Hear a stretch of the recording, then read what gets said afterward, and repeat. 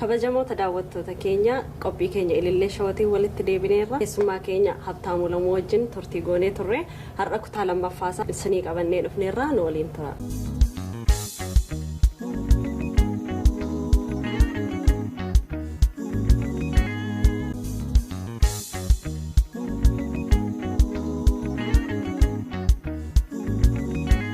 daawwattoota keenya deebinee dhufneerra yeroo waldaa keessa turte keessatti namoota simatamuu dadhabdee namoonni si hordofan dhibanii akkasumas immoo qofummaan illee sitti dhaga'ame wanta baay'ee kaasnee haasofneerra yeroo darbe gaaffii adda addaatu dhufaa jira daawwattoota keenyarra maaliif achuma turuu hin dandeenye duruma faarfannaa faarfachuu duwwaaf deemtee gara waldaa turtee waldaa ma keessa yoo turte maal ta'a dhaggeeffattoonni keenya yookaan daawwattoonni keenya baay'een isaanii namoonni keessumaa namoonni diaasporaa ta'an wanta kana muuxannoo isaa warri qabanii sheer nu godhaniiru dhaggeeffattoonni keenya immoo iddoo adda addaa jiru waan ta'eef maybe isaanii galuu dhiisuu danda'a kanarratti ibsa bal'aa otoo goote maaliif hin turre maaliif fiigdee baate moo akkami ayye galatoomi kutaa lammaffaarrattis naaf yeroo keetti baay'een si galateeffadha namoonni gaaffii akkasii dhiyeessan anillee argeera feesbuukii keessan jalatti hordofaan ture dhiyeessuun isaanii baay'een gammada maaliif sagantaa sana daawwachaa akka jirantu anaa ibsa yoo callisan duwwaa daawwachaa jiran jechuudha nu dhaga'uun isaanii sun immoo waan guddaadha garuu namoonni wanta sana barreessan yeroo baay'ee namoonni gaafa waa barreessanii eessaa barreessanii eessa jiraata waan jedhu ni ilaala maaliifi haalli ani keessa jiraadhe haasa'uu fi haalli namni sun keessa jiraatu tokko miti. Ani biyya Kanaadaan jira. Biyya Torontoo, magaalaa addunyaarra guddaa keessa jira. Rakkoon kan na mudate achitti. Namni tokko immoo mandii keessa taa'ee wanta kana yoo barreesse, beegii keessa taa'ee yoo barreesse, baabbilee keessa taa'ee yoo barreesse akka isaatti sirriidha. Wanta sana keessa turuun qaban ture. Garuu immoo lafan jiru sana hubachuu qabu. dhugaadhaan faarfannaadhaaf miti kan inni gara Yesuus Kiristoositti dhufe bachuun waan guddaadha. Nama gammadeetu faarfata. Gammachuu koo kanaan gammachuu du'a keessaa dhufee balaa keessaa dhufee waaqayyoon as na fideen faarfachuu barbaadaa yoon jedhee kanatti gammaduu qaba malee namni sanaaf dhatte jechuun qabu turan. Magaalaan Torontoo magaalaa addunyaarraa biyya dhiiraaf dhiirritti wal fuudhuun eeyyamame dubartiin dubartii wal fuutuudha. Afuura hamaa jira. Afuurri hamaan kun akkan dhufeeni namni tokko egaa sagalee waaqayyoo nan beeku sana egaa yoo wallaalaa ta'e iyyuu sagalee waaqayyootti ani mucaa waaqayyooti waan ta'eef ittan gammada. Warri wallaalaa naan jedhani wallaalummaa koo nan fudhadha sagalee waaqayyoo jalatti dhugaadhaan wallaalaadha. Hundi keenya sagalee waaqayyoo jalatti wallaalaadha. Eenyuyyuu sagalee waaqayyoon hayyuun hin jiru. Hammam baradhu, hammam waldaa keessa turi, hammam faarfadhu, hammam lallabii afaan haaraan dubbadhu sagalee waaqayyootti hundi keenya wallaalaadha. Maaliif hojii waaqayyoo sammuu keenya ol waan ta'eef jechuukooti. Yeroo sana keessa ani umriin koo dargaggeessa waggaa 22 yeroo biyya kana dhufe. Baay'ee nama utaaluu barbaaduudha. Waan baay'eetu ana eeggata. Balbala baay'eetu naaf banaadha. Yeroo rakkisaa ture. Qobaan dhufe. Akkuma inni gadda jedhee firan qabu. Maatiin qabu. Namni hin beeku hin jiru. Afaan illee hin beeku. So lafii an dhaqee nama wajjin wal baruu danda'u tokkitti inni yoo jiraate waldaadha.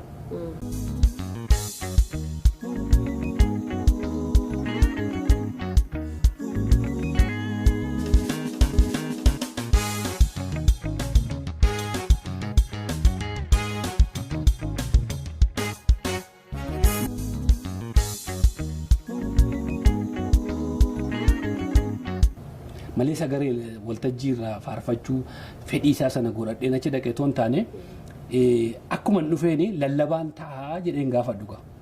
Akkuma dhufeeni waan kanan godhaa jedheen gaafadhu. Wanti ani yeroo sanatti gochuu danda'u Keeniyaa yemmuu tures faarfachaa waan an tureef akkuma isheen keetti dandeettiin koosi wanti kennaan waaqayyoon anaa kenne sana jedhee waan itti amanuuf nan faarfadhaa. Faarfachuuf immoo waltajjii irratti mul'achuudhaaf fedha qabaadhee toon taane ani achi keessa yoon taa'e ijoollee biraa wajjin waliin baraa sababii faarfannaadhaafis naa bilbiluu ofitti na butu qofummaan sun natti nagaamu balaan boolli iddoo adda addaati afaan banee ana eegu suni akka nan liqimsannee fi kadhannaa adda addaatu ana godhama wanta ta'eefan sana barbaade sitti muudhaaf ta'inaan ijoollee waliin dhufne yeroo sana keessa warri gurbaan tokko ammaa maqaa isaallee dha'uun hin barbaachisu kan gahii ta'e kan badeefaa jira.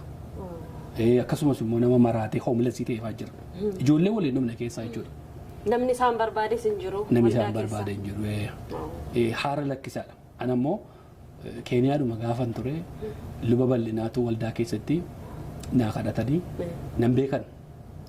Uummata kumaatama gidduu keessa gurbaa tokko jiraas keessa gurbaa waaqayyoon abdattee biyyaa baate kan fira hin qabne kan maatii hin qabne waaqayyoon akkasiin jedha kan hinaan jedhanii yeroo sana anatu ka'e waltajjii fuuldura dhaqee akkasiin jedha waaqayyoon kochuu koora si kaadheen si fuddee deemaa sin baasa biyya kanaa hin rakkattu naan jedhanii Keeniyaa dhufe namni utuu fira hin qabaatiin biyyaa ba'ee doolaarii tokko utuu namni naan ergin utuu hin beela'in immoo utuu hin dheewatin immoo tiksa waaqayyootiin achi keessaa ba'ee Torontoo dhufe waaqayyootti hin qabamaa jechuun cubbuunatti hin fakkaatu nan faarfadha jechuun silaa simatanii ana fudhatu malee maaliif faarfattaa faarfannaadhaaf dhufte jedhanii qubanatti qabuun sun sirrii miti dogoggorarra jiru warra akka jiran iyyuu waaqayyoon dhiifama akka isaan gaafatan barbaada maaliif dogoggora guddaadha sun haalan keessa jiru anatu beeka malee isaan naan beekan achi keessa turuun immoo turuu amma yoonaayyuu waldaa dhaquu nan dhiise malee jaalalli waaqayyoo yeroo hundumaa haasaa koo keessattis ba'a koo keessattis gala koo keessattis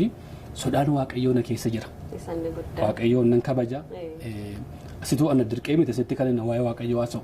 Akkan alaa sirbuuni nan barbaachisu miti istiin laphee koo keessa jira waan ta'eef kana haasaa jira. Kan immoo kan hin haasaa jiru waldaa sana xiqqeessuudhaaf waldaa sana komachuudhaaf paasterii yeroo sanaa komachuuf otoo hin taane ijoolleen keenya akkaseen hin badne ijoolleen waaqayyoon akkaseen hin badne ijoolleen dhufan kanaa fi kungufuu akka hin taane yoo ani haasa'e namoonni na komatanii waan sanaaf qorichan ta'a waan jedheefan dubbachaa jira. Wanti kun anaarratti raawwachuu qaba. Ijoolleen kana boodee dhufan akka hin badnee fi itti fufuu qabuudha. Malee ani waa'ee faarfannaatii fi faarfannaa eessattiyyuu faarfachaan deema eessattiyyuu lallabaanan deema. Kanaaf muuxannoo baay'ee keessan immoo dabarsa waan ta'eef sanatti waan namni jedhu yeroo baay'ee gaafa namni waa dubbatu akkuma silasiin jedhee nama madaala eessa jira namni kun maal keessa jira haala akkamii keessa jira environmentaalii inni keessa taa'u kophee isaa keessa na kaa'uu hin danda'u. Maaliif qilleensi keessa jirru biyyi keessa jiru adda adda waan ta'eef. Baay'ee gaarii. Mee erga waldaarraa baatee akkuma waldaarraa baateen gara sirbaatti galte. Achi booddee nahanii maal jedhanii warri waldaa keessaa si barbaadu iyyaallee maali gurbaa kottu deebi'i gara waldaatti lakki maali yoo ta'e jedhan namoonni si deebisuuf yaalii godhan jiranii.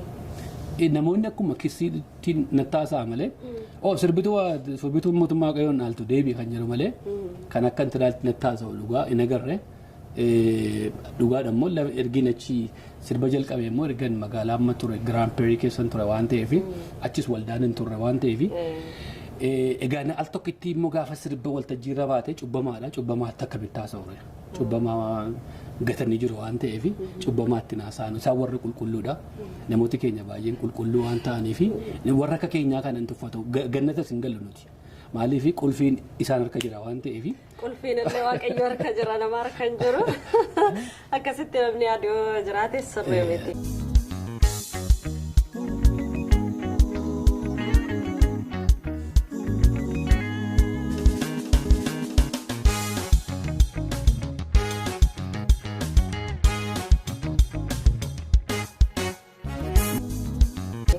Haa ta'u galatoom yoobtaamu inni biraani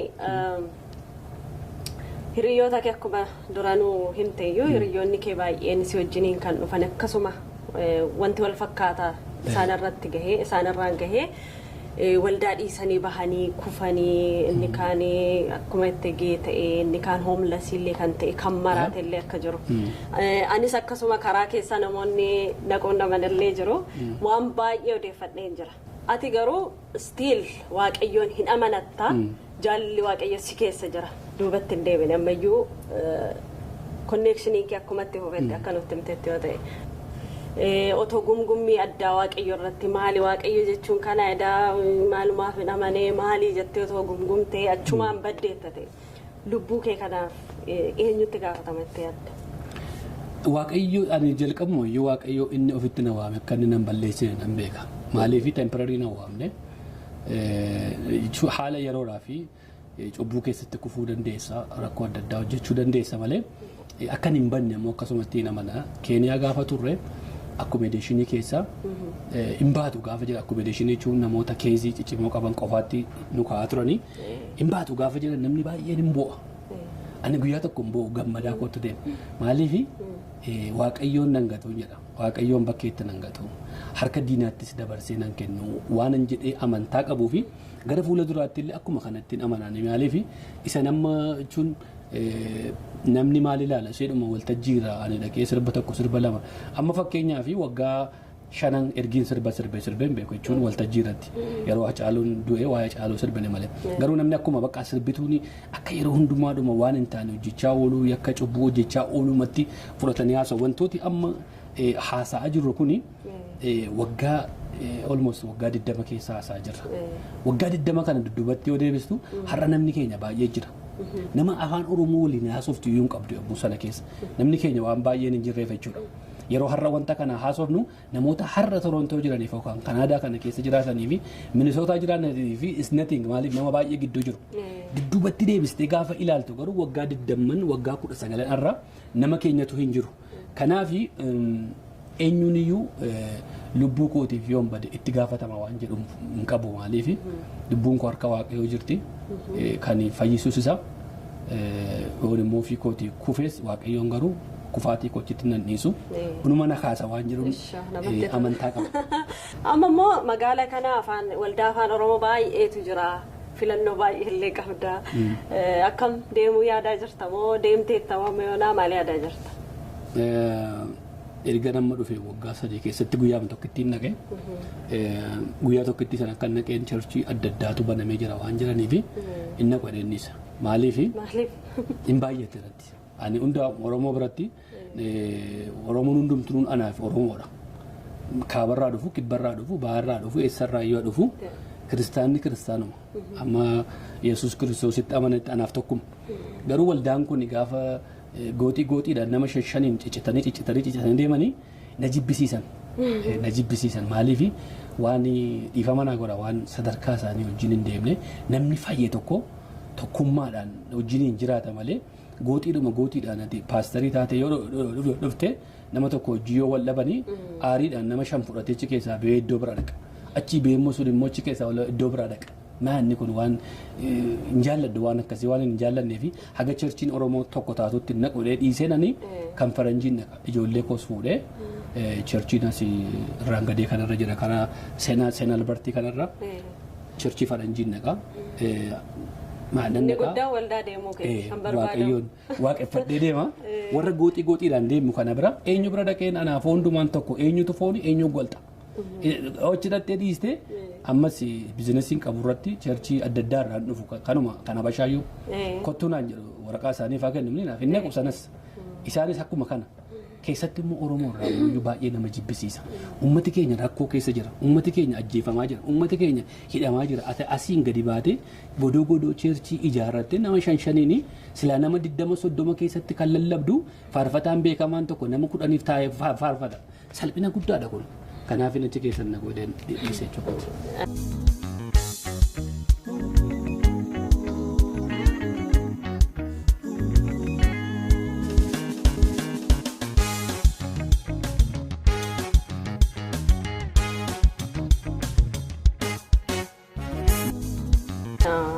Inni guddaan egaa ammayyuu waldaa deemaan jira jechuudha. Inni baay'ee nama gammachiisa. Isa waa'ee waldoota keenyaa immoo waldaa afaan Oromoo immoo egaa hiikni isaa harkuma Waaqayyoo jira jennee yoo bira darbine wayya natti fakkaata. Lakkii harka Waaqayyoo jennee murtee Waaqayyoon diigamaan jenna. Waaqayyoon walitti fiduu kan danda'u obboloonni tokkummaan jedha.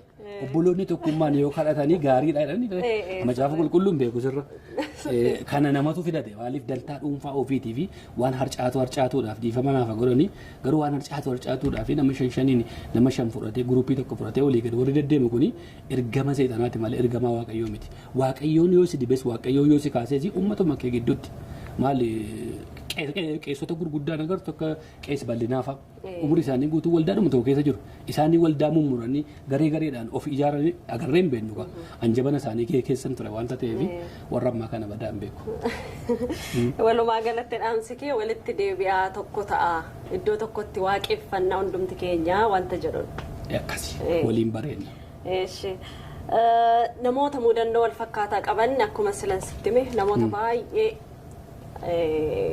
argeera jechuun namoonni nu qunnaman jiru karaa meeseenjariis karaa bilbilaas namoota baay'ee torban kana keessa wajjin haasofneerra namoota akkasiif dhaamsa maalii qabda akkasumas immoo namoota ganaa biyyarraatii namoota dhufaniis dhaamsa akkamii qabda walumaa galatti. Namoota kanaaf yeroo hundumaa namni ala namaan jedhu miti. Gaafa alaammaa uffannaa kee ilaalanii maal kee ilaalanii waan adda addaa si moggaasa namni. Artistii amma waan ta'eef yeroo baay'ee artistii machooftuudha, dhudhuudha, sagaagaltuudha, mana hin qabdu, jireenya hin qabu akkasitti fudhata namni. Akkas miti. Keessa keenya kan beeku Waaqayyoodha. Hariiroo ofii gola ofii keessatti Waaqayyo wajjin cimsachuudha. Wanti guddaan Waaqayyo wajjin hariiroo qabaattee jennaan gola keessatti qabaattee jennaan waan ati keessa hin dabarre hin jiru. Waaqayyootti of amanudha. Gaafan hojii hojjedhus gaafan galus mudannoo tokkoon sitti yeroon jalqabaa haadha manaa kooti wajjin wal fuudhee Winnipeg kan ture waldaan dhiqaa ture.